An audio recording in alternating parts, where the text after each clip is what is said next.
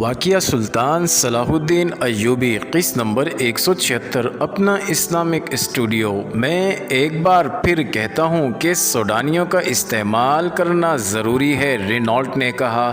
Renault ایک مشہور صلیبی حکمران اور جنگجو تھا۔ اسے بیت المقدس کی طرف سے خشکی پر آنا اور حملہ کرنا تھا۔ وہ شروع سے زور دے رہا تھا کہ وہ مصر پر شمال اور مشرق سے حملہ کریں تو جنوب سے سوڈانی بھی مصر پر حملہ کر دیں گے۔ آپ پچھلے تجربوں کو بھول جاتے ہیں۔ اسلام کے سب سے بڑے دشمن فلپ آگسٹن نے کہا 1169 میں ہم نے سوڈان کو بے دریغ مدد دی تھی اور اس توقع پر ہم نے سمندر سے حملہ کیا تھا کہ سوڈانی جنوب سے حملہ کریں گے اور صلاح الدین ایوبی کی فوج میں جو سوڈانی ہیں وہ بغاوت کر دیں گے، مگر انہوں نے کچھ بھی نہ کیا۔ 2 سال بعد پھر انہیں مدد دی گئی، انہوں نے یہ بھی ضائع کر دی۔ اب کہ پھر انہوں نے ہمیں مایوس کیا، ہم کیوں انہیں اپنے منصوبے میں شریک کریں؟ اگر مصر ہم نے اپنی طاقت سے لے لیا تو سوڈانی ہم سے حصہ مانگیں گے۔ آپ یہ بھول رہے ہیں کہ سوڈانیوں میں مسلمانوں کی تعداد کم نہیں۔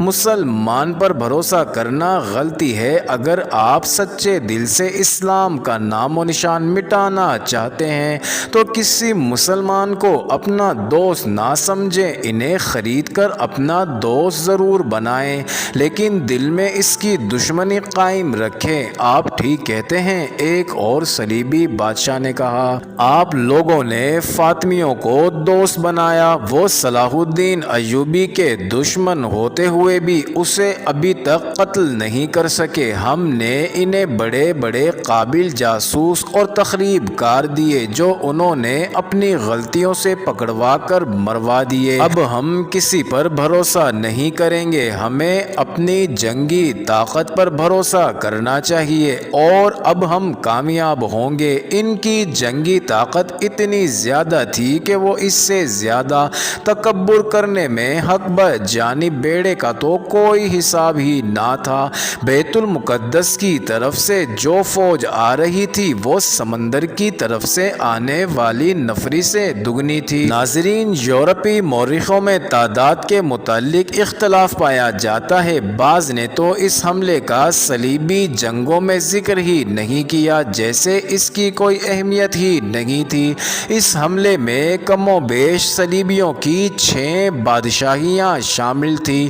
کچھ چھوٹے چھوٹے حکمران بھی تھے جو اپنی فوجیں لے آئے تھے۔ ان میں خامی یہ تھی کہ ان کی کمان متحدہ نہیں تھی، تاہم یہ لشکر نور الدین زنگی اور سلطان صلاح الدین ایوبی کو آسانی سے شکست دے سکتا تھا۔ ناظرین، سلطان ایوبی کی کمزوری یہ تھی کہ اس کی فوج کم تھی۔ اس کے علاوہ مصر میں غداروں نے بدامنی پھیلا رکھی تھی اور سب سے بڑا خطرہ یہ کہ سوڈانی بھی حملہ کر سکتے تھے۔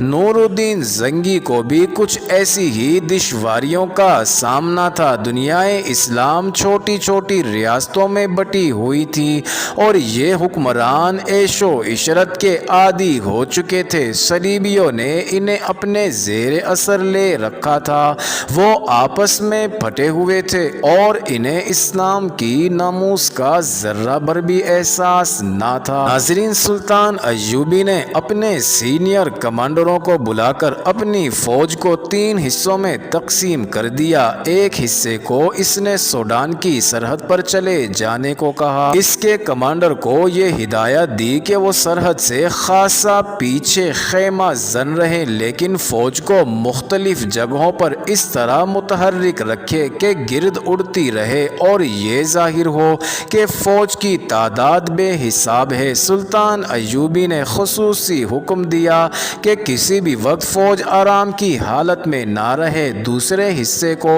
اسکندریہ کی طرف کوچ کرنے کا حکم دیا گیا، لیکن اس ہدایت کے ساتھ کہ کوچ رات کو ہوگا اور تمام پڑاؤ دن کے وقت ہوں گے۔ گے۔ اس کے کمانڈر کو بتایا گیا کہ اسے یہ حکم بعد میں ملے گا کہ اس کی منزل کیا ہے اور آخری خیمہ گاہ کہاں ہوگی۔